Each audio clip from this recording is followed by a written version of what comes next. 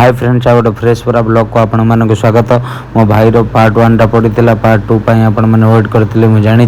तो भाईर बाहागर जेहेतु आपण मैंने देखिपे बर बाहर सारे अलरेडी सका बाहर आपण मैंने कौन भावुवे मुझे जानी। जेहेतु वेस्ट बेंगल बर जीव तो टे जल्दी बाहर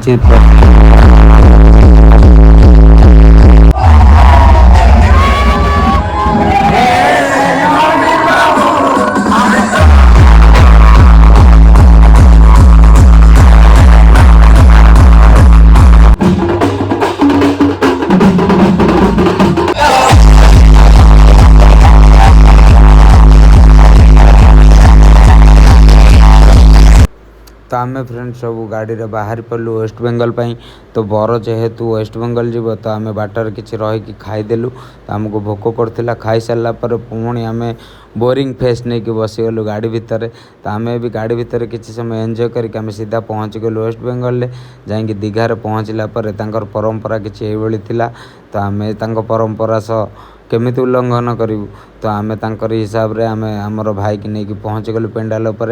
एबे देखि पड़ुथिबे रीतिनीति अनुसार बाहाघर एबे स्टार्ट हो जाइए। तो बाहाघर सेठी मते जेमिति लागला आम भाई की कहीकि आसिलु खाईकि आसुचो खाईकि आसिला भितर बाहाघर सरी जाइए।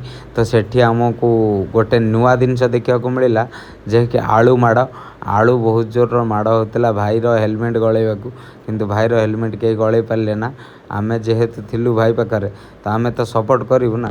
तो आमे भी सपोर्ट कलु। तो भलरे बाहाघर हो गला। तो बाहाघर हो सारा पर आमे भी एंजॉय कलु भाई भी खाइबार एंजॉय कला। तो खाई पी सारी आमे सकाळु बाहरी पड़िथिलु 3टा राति। तो एबे हमर सकाळ 10:30 11टा